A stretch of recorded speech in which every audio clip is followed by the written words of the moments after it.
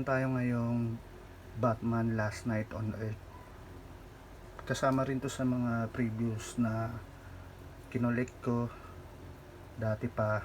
Based ito sa DC Comics, published by DC Black Label, nirelease noong 2019 hanggang 2020. Limited issue lang siya, 3 lang yata. Created by Scott Snyder and Greg Capullo. Na-open na to, no, dahil kinuha si Bane, yung part ni Bane, pero intact pa yung figure, katali pa siya, pati yung base and card intact pa.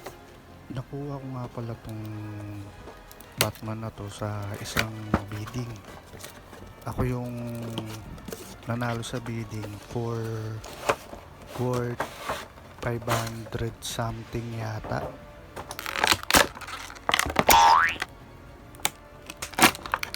So ito yung mga kasama sa figure. Yung kanyang base,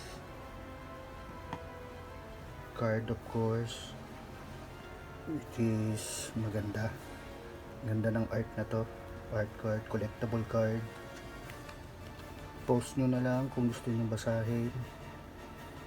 Of course, yung kanyang club or baton or batuta sa Tagalog. And of course, yung ulo ni Joker,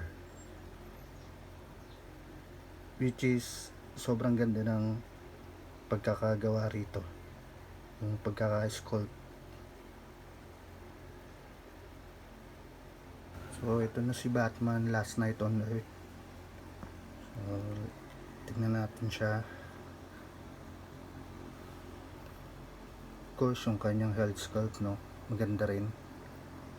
Kung mapapansin yung mata niya, yung puti, yung ganda, astig.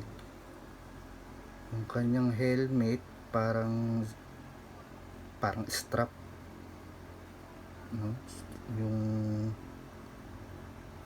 Yung cowl niya,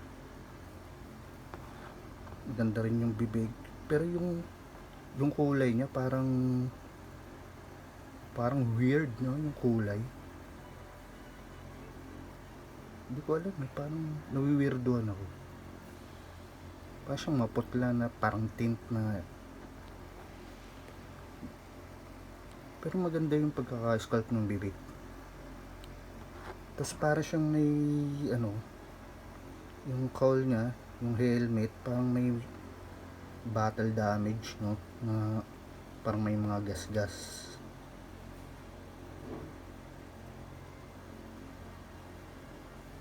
So okay siya, maliban lang sa kulay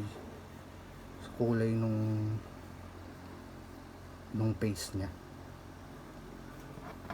And then yung kanyang costume, ang straight jacket na canvas. Ito yung details. So may parang may mga battle damage din siya. Of course, yung kanyang utility belt, highly detailed din. 360 din yung kanyang hips, iikot.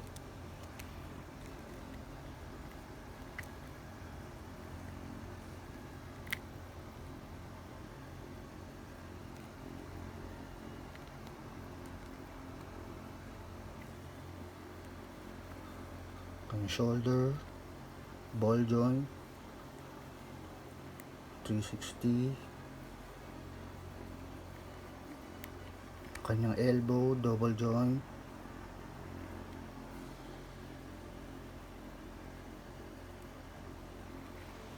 Kamay niya, 360, niikot. Nagustuhan ko tong gauntlet niya, no. Ang ganda ng detail. Tapos para siyang may finishing ng parang silver.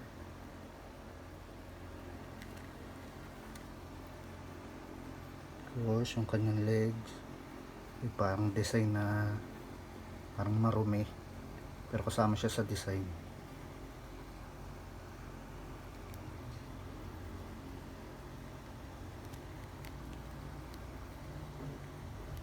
Kanyang articulation, ganyan lang.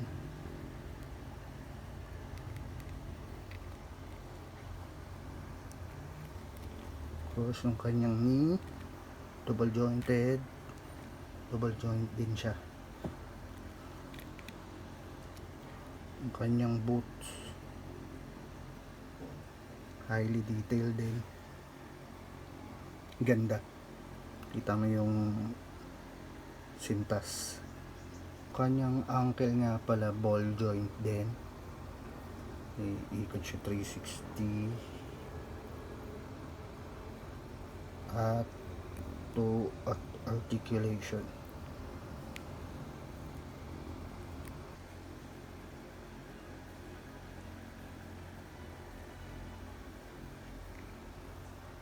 Of course, yung back niya, straight jacket. Ito yung belt ng straight jacket eh. Parang ginawa niyang kapa. Kita mo yung highly detailed oh. May mga texture tsaka design.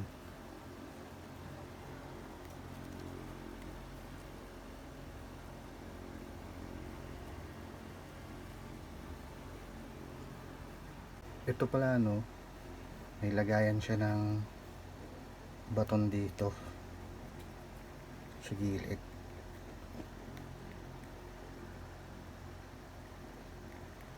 Hindi ko napansin to kanina.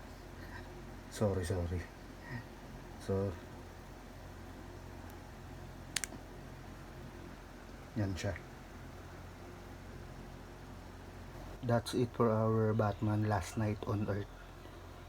So, nagustuhan ko sa kanya, no, unang-una, yung head ni Joker dito sa lantern.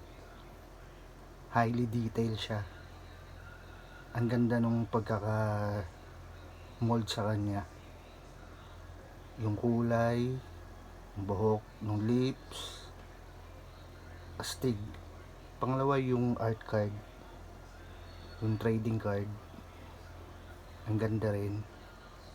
Of course, yung figure, very unique, no?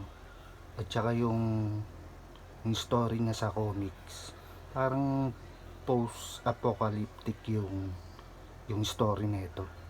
So, overall, no, okay lang siya na figure. Kailangan mo lang siguro siyang i-post ng maganda para lumabas talaga yung para maganda siya tignan. So, yun lang no. At kung meron man akong nakalimutang sabihin or i-topic tungkol sa figure na to, comment below na lang. And then kung may mali man din akong nasabi about sa figure na to, correct nyo na lang ako. So ayun lang no, stay safe and keep collecting.